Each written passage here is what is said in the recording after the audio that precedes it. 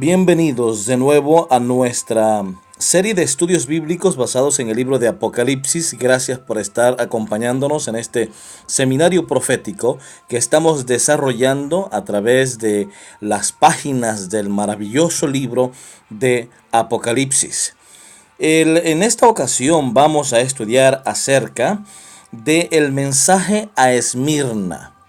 Es un mensaje a la segunda iglesia de la serie que tenemos de las 7 iglesias de Apocalipsis, capítulo número 2 en la Biblia. Así que capítulo 2 y 3. Así que entonces estamos ya preparados para poder comenzar nuestro estudio del día de hoy. Yo quisiera mencionar, y es que a lo largo durante este seminario, estaremos trayendo a colación enseñanzas o aspectos de la Biblia que tienen que ver con la interpretación profética. Por ejemplo, hay algo en común que me llama poderosamente la atención del libro de Apocalipsis, específicamente lo que tiene que ver con las 7 iglesias de Apocalipsis o del Asia Menor. Lo primero es que tiene 6 partes específicas. Cada una de esos mensajes tiene 6 partes específicas. Número 1 es el destinatario. Escribe al ángel de la iglesia de. En todas las 7 iglesias comienza exactamente de la misma manera. La segunda parte que tiene es que nos dice, esto dice, es decir, hay un mensaje que va dirigido a esa iglesia. Esto dice en todos los 7 mensajes. Hay una tercera parte de esos mensajes a las 7 iglesias que nos dice las palabras que elogian a la iglesia. Por ejemplo, he visto que haces esto. Hay algunas palabras que elogian la actividad de la predicación del evangelio en esa iglesia en particular a la que se está escribiendo. Luego, en la parte número 4 es el consejo. Pero, por ejemplo, en el caso de la Odisea, pero te aconsejo que compres de mí oro refinado en fuego. En el estudio de la iglesia de Éfeso decía, y por favor te aconsejo que te arrepiéntete. Es decir, cada una de las iglesias tiene un consejo. Pero también la quinta parte es una parte que todas las cartas a las 7 iglesias tienen. Hay un llamado a oír. Dice, el que oye, bienaventurado el que oye las palabras de la profecía. Y en cada una de las 7 iglesias hay un mensaje parecido. Dice, por ejemplo, el mensaje a Éfeso, que lo habíamos visto ayer, dice, el que tiene oído, oiga lo que el Espíritu dice a las iglesias. Al que venza, le daré a comer del árbol de la vida. El que tiene oído, oiga. El que tiene oído, oiga. Es decir, en todas las 7 iglesias aparece la misma expresión.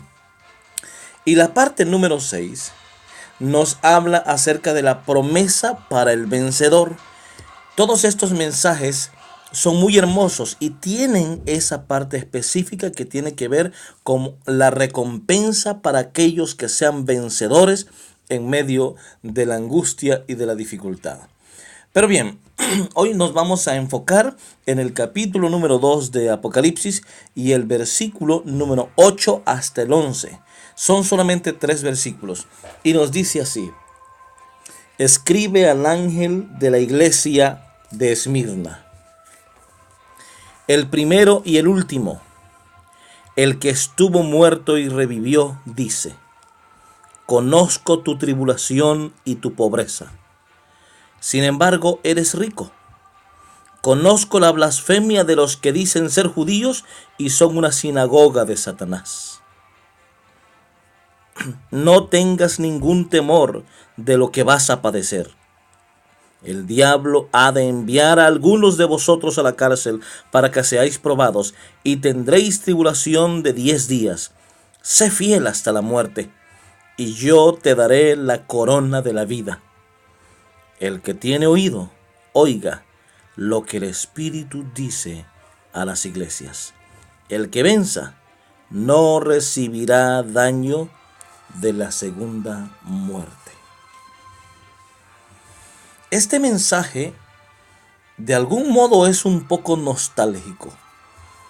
Nos está hablando de un pueblo que está en medio de una gran tribulación, de una persecución religiosa.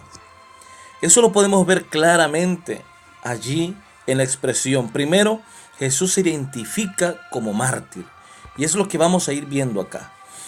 Lo vemos en esa primera expresión, dice, el que estuvo muerto y vivió, dice. Jesús presentándose como un mártir, como alguien que ha muerto, pero que ha vivido y que está vivo. Es decir, no hay razón para estar triste si nos persiguen. No hay razón para estar triste si dicen cosas malas de ti. No hay razón para que estés deprimido porque están hablando chismes de ti. ¿Por qué? Porque de Jesús hicieron lo mismo. Es más, lo llevaron hasta la muerte. Y sin embargo, está vivo porque de la muerte se levantó. ¿Saben que el nombre de Esmirna significa mirra? Y mirra prácticamente es los ungüentos que se utilizaban en aquella época para embalsamar los cuerpos muertos. Esto nos dice bastante acerca de que la iglesia o el periodo de tiempo que corresponde a la iglesia de Esmirna fue prácticamente un bálsamo en medio de la persecución que se llevaba a cabo.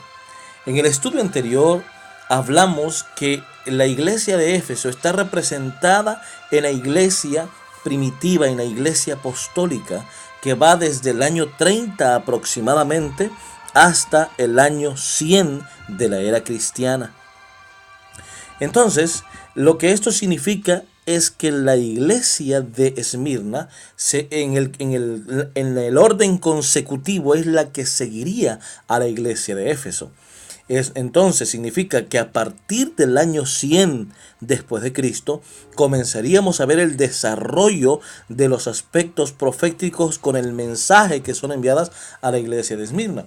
Bueno, recuerden que estamos utilizando el método de interpretación profética historicista, que nos vamos a enfocar en cómo es el proceso del cumplimiento de las profecías bíblicas a través de la historia, del presente y del futuro. Ahora bien, es interesante notar que Jesús aquí se presenta como un mártir. Estuvo muerto y vivió, dijimos. Fíjense que la ciudad, esta misma ciudad de Esmirna, que está ubicada de Éfeso, que la vimos ayer o en el estudio anterior, está ubicada a unos 64 kilómetros al sur de esta ciudad, de la ciudad de Éfeso. Estaban relativamente cerca, pero esto de que estuvo muerto y vive también tiene que ver con el contexto histórico de la ciudad de Esmirna. Precisamente fue una ciudad que fue construida unos 1000 años antes de Cristo, pero unos 600 años antes de Cristo fue destruida por los lidios. Pero en el siglo III, Lisímaco, uno de los generales el emperador Alejandro, después de su muerte, la reconstruyó en el año 300 antes de Cristo. Es decir, que es una ciudad que estuvo muerta por 3 siglos también y revivió de las cenizas, de las ruinas en el 3er siglo antes de Cristo. Por eso el contexto histórico es precisamente algo muy especial. Por eso, y esas razones son las que el Señor utiliza este ejemplo para demostrar lo que ocurriría después del período profético de la iglesia de Éfeso, es decir, después del año 100 después de Cristo. Por eso dice, estuvo muerto y vive.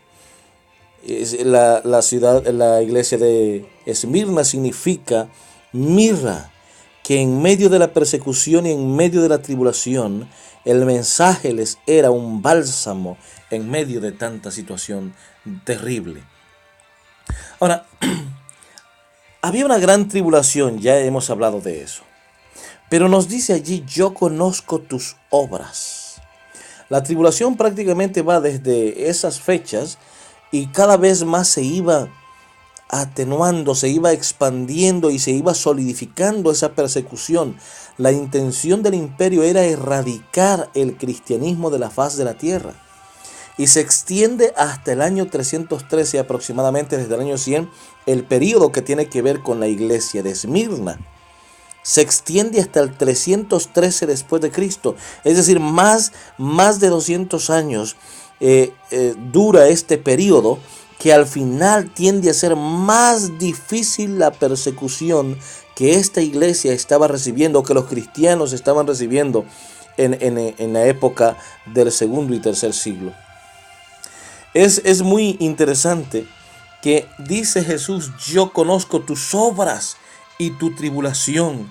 No creas que me he olvidado. En otras palabras, dice Jesús, yo conozco lo que has estado haciendo, conozco tus obras, conozco tu tribulación, y yo voy a darles una recompensa por ello. Son palabras que Jesús realiza. Es decir, también el texto nos dice que aunque eres pobre, es decir, eran considerados pobres en esa época de la historia, los cristianos no llegaron a tener grandes posesiones. Eran cristianos nómadas, iban de un lugar a otro por la persecución. Sin embargo, dice, eran ricos, es decir, eran ricos en espíritu. Esto nos enseña que en este tiempo también hay muchos hermanos que son ricos espiritualmente, herederos del reino. A veces muchas personas se frustran y sufren porque no tienen una cuenta abultada en el banco, porque no tienen grandes posesiones, como sugieren muchos movimientos progresistas dentro del cristianismo. Sin embargo, no te deberías de preocupar tanto, porque tú eres un príncipe y eres heredero del reino del cielo. El Señor te lo ha heredado a ti. No tienes por qué estar triste por esa situación. Eres rico, dice el texto. En aquel tiempo lo fue, y ahora en este tiempo de nuevo vemos cristianos que no necesariamente tienen grandes posesiones, pero que son los herederos del reino celestial. Son ricos espiritualmente. Deberías darle gracias a Dios porque Él ha nombrado tu nombre como heredero de las mansiones del cielo. No tienes por qué estar triste por no tener cuentas en los bancos, por no tener casas de renta, por no tener autos de lujo. Al contrario, estarás en las mansiones eternas del cielo. Y aunque en esta tierra seamos perseguidos, seamos atribulados, seamos insultados, seguimos siendo ricos espiritualmente porque somos los herederos del reino celestial. Luego nos habla de la sinagoga de Satanás. Dice: yo conozco la blasfemia de los que dicen ser judíos y solo llegan a ser sinagoga de Satanás. ¿Saben algo? Que al principio los cristianos todos eran judíos. Por ejemplo, los 12 apóstoles eran judíos. Posteriormente se une Lucas, que era griego, posiblemente, y los gentiles poco a poco llegan a ser cristianos y adoptan la ciudadanía judía, es una ciudadanía espiritual. Por eso aquí Jesús dice: yo conozco que hay algunos que dicen ser judíos, pero son la sinagoga de Satanás. Una hipocresía más grande es decir que somos cristianos y no vivir la vida cristiana. Decir que somos hijos de Dios y no ser compasivos como Jesús lo era. Esa es una de las más grandes hipocresías. Y saben, lo más triste es que ahora en la mayoría de las iglesias hay tanta hipocresía, desde los líderes hasta los miembros de la iglesia. Y no digo que tengamos que mencionar nombres o algo por el estilo. Sin embargo, es una realidad que en este tiempo muchos dicen ser cristianos, pero no estamos viviendo la vida cristiana ni los principios cristianos que Jesús nos dejó como ejemplo. La hipocresía es decir que somos algo y no serlo. Y no hay algo que cause tanta reprobación de parte del Señor que eso.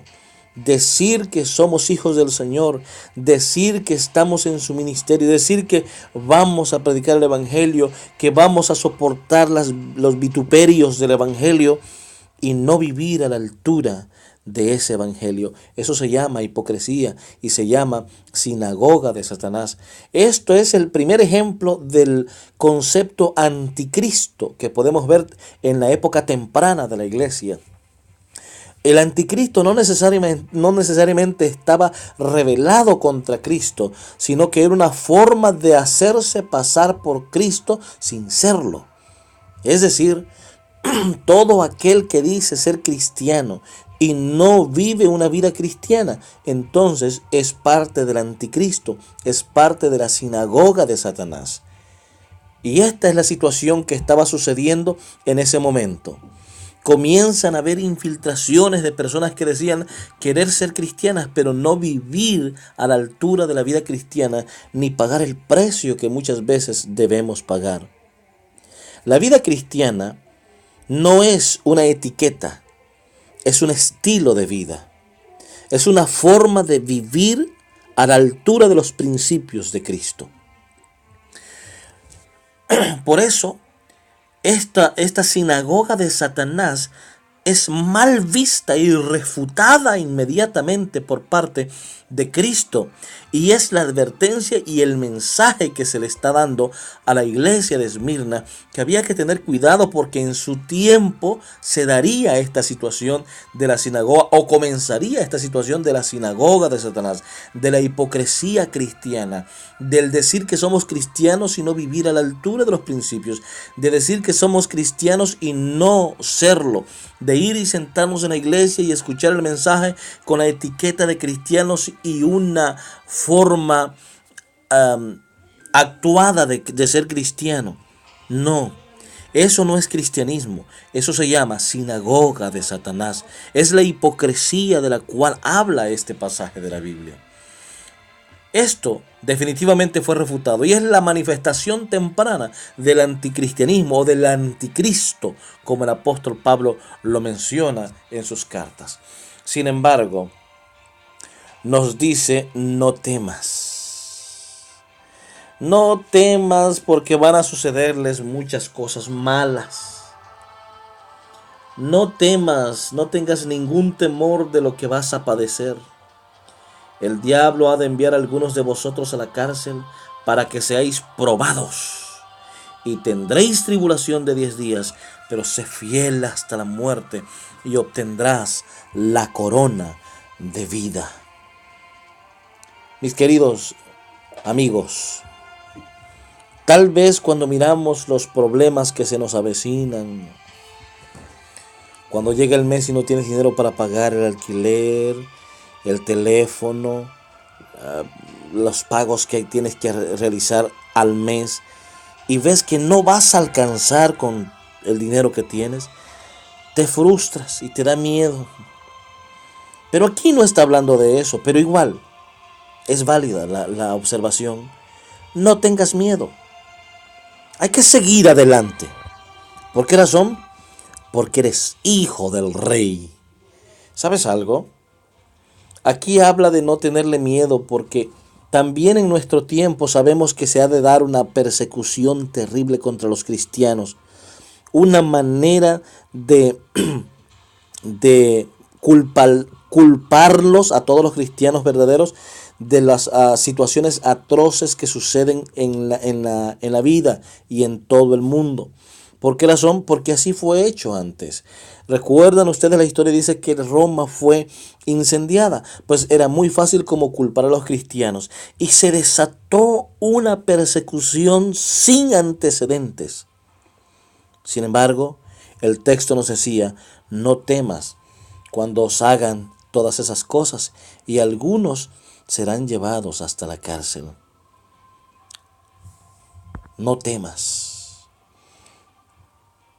Ahí nos habla la Biblia acerca de una profecía, 10 días. ¿Saben ustedes que algunos periodos proféticos, ya los que han seguido el seminario de Daniel, En los temas de Daniel hablábamos de los periodos proféticos, donde cada día equivale a un año. Cada día literal representa un año. Ahora, aquí esta profecía no solamente habla de un día por año, sino también de un simbolismo que tiene que ver con el número 10. 10 son prácticamente los 10 días de prueba que han tenido los hijos de Dios a través de toda la historia. Por ejemplo, Daniel, cuando llegó con sus amigos a Babilonia, fueron probados por 10 días. Y el número 10 como que tiene que ver con la prueba del cristiano, la prueba del cristiano dentro del cristianismo. Sin embargo, no solamente tiene que ver con eso, sino con la observancia de los 10 mandamientos de Dios. Pero en cuanto a la profecía de los 10 días de persecución, sabemos que hubo persecución desde los días de la resurrección de Jesús, cuando comenzaron a perseguir a la iglesia primitiva. Llegamos al final del periodo de la iglesia de Efeso en el año 100 y la persecución continuó. La persecución siguió. Al final del año del siglo II, la persecución seguía y avanzaba. Pero en el año 303, Diocleciano, el emperador Diocleciano, comenzó la última y más terrible persecución contra los cristianos. La más terrible. Y termina en el año 313, cuando Constantino reconoce a la iglesia cristiana como la iglesia del imperio, haciendo un acto único, es decir, fue y se bautizó, se convirtió en el cristianismo. Uno más en la sinagoga de Satanás. Solamente era una estrategia para deshacerse del cristianismo para siempre, usando aquel viejo dicho: si no puedes con el enemigo, únetele. Y eso es precisamente lo que sucedió en estos días. 10 años de acérrima tribulación contra el cristianismo. Los cristianos fueron llevados a la muerte, fueron encarcelados, fueron torturados, fueron despojados de todo. ¿Por qué? Porque eran un peligro para el imperio. 10 años de terrible persecución que comienzan con el emperador Diocleciano y terminan con el emperador Constantino en el año 313 después de Cristo. Ahora bien, el texto nos dice: sé fiel hasta la muerte y yo te daré la corona de la vida. Mis queridos hermanos, no importa lo que le hagan a este cuerpo, como dijo Pablo alguna vez, porque mi ciudadanía está en el reino de los cielos. En esta tierra vamos a sufrir vituperios, vamos a sufrir persecución, vamos a sufrir insultos, vamos a sufrir de todo lo que el mundo nos quiera dar. Pero esperemos con paciencia. Algunos irán a la muerte sin ver la redención del Señor. Pero sé fiel hasta la muerte, porque la promesa de Cristo es que nos dará la corona de la vida. Y el mensaje a la iglesia de Esmirna termina diciendo: el que venza no recibirá daño de la segunda muerte. Este pasaje nos hace entender que muchos cristianos en esta vida iremos a la muerte a lo mejor. Sufriremos de todo en esta tierra. Pero si nos mantenemos firmes, si nos mantenemos con nuestra mirada puesta en Jesús y nuestra fe inquebrantable en Cristo Jesús, entonces no recibiremos daño de la segunda muerte. ¿Por qué? Porque la segunda muerte ha sido preservada únicamente para Satanás, sus ángeles y sus seguidores. Y tú y yo somos herederos del reino de los cielos, somos príncipes. Y aunque en esta tierra no hemos visto ningún beneficio y a lo mejor no lo veremos, un día recibiremos la corona de la vida, porque es la promesa del que estuvo muerto y está vivo. Es la promesa del que está sentado a la diestra del Padre. es la promesa del que muy pronto aparecerá en el cielo por segunda vez para llevar a sus hijos. Y Él no miente. Que Dios te bendiga, mi querido hermano. Y no quiero despedirme de ti sin antes hacerte una invitación para que hables con tus amigos, compartas este video, te suscribas y seas parte de este hermoso ministerio de la predicación del Evangelio anunciando el regreso de Cristo Jesús. Que Dios te bendiga.